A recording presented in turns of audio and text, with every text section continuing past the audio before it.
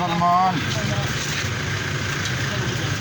नहीं ਚੱਠਾ ਜ਼ਬੈਰ ਭਾਈ ਇਹ ਆ ਨਹੀਂ ਸਕਦੇ ਹਲਕੇ 'ਚ ਇਹਨਾਂ ਦੇ ਏਸੀਪੀ ਵੱਲੋਂ ਪਾਬੰਦੀ ਹੈ ਇਹ ਹਲਕੇ 'ਚ ਨਹੀਂ ਆ ਸਕਦੇ ਹਲਕੇ ਰਿਹਾਇਸ਼ੀ ਨਹੀਂ ਤੁਸੀਂ ਐਮਪੀ ਐਦੇ ਪਾਰਲੀਮੈਂਟੇਰੀਅਨ ਤੁਸੀਂ ਨਹੀਂ ਆ ਸਕਦੇ ਨਹੀਂ ਤੁਹਾਡੇ ਕੋਲ ਸਰਕਾਰੀ ਅਹੁਦਾ ਤੁਸੀਂ ਨਹੀਂ ਆ ਸਕਦੇ ਹਾਂਜੀ ਸ਼ਾਹ ਸਾਹਿਬ ਨਹੀਂ ਤੁਸੀਂ ਸਾਡੇ ਮੁਹਤਰਮ ਹੋ ਤੁਸੀਂ ਮੀਆਂ ਸਾਹਿਬ ਤੁਸੀਂ ਸਹੁਰ ਹੀ ਆਓ ਤੁਹਾਡੇ ਲਈ ਸਾਡਾ ਦਿਲ ਹਾਜ਼ਰ ਲੇਕਿਨ ਮੀਆਂ ਸਾਹਿਬ ਨਹੀਂ ਆ ਸਕਦੇ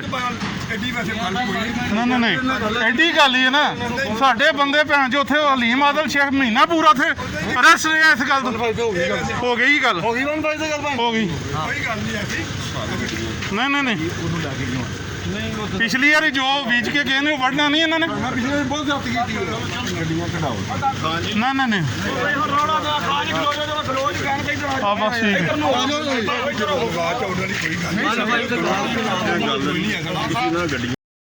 ਗੱਡੀ ਨਹੀਂ ਆਣੀ ਅੱਗੇ ਮੋਟਰਸਾਈਕਲ ਅੱਗੇ ਕਰੋ हल्के जा ही नहीं सकता।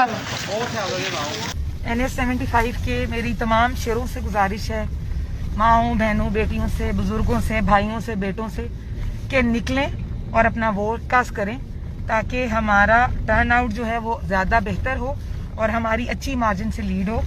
गुजारिश है कि घर बैठ के अपना वोट ज़ाया मत करें। आपकी बहन आपकी बेटी को आपकी सपोर्ट की ज़रूरत है। निकलें और अपना वोट कास्ट करें।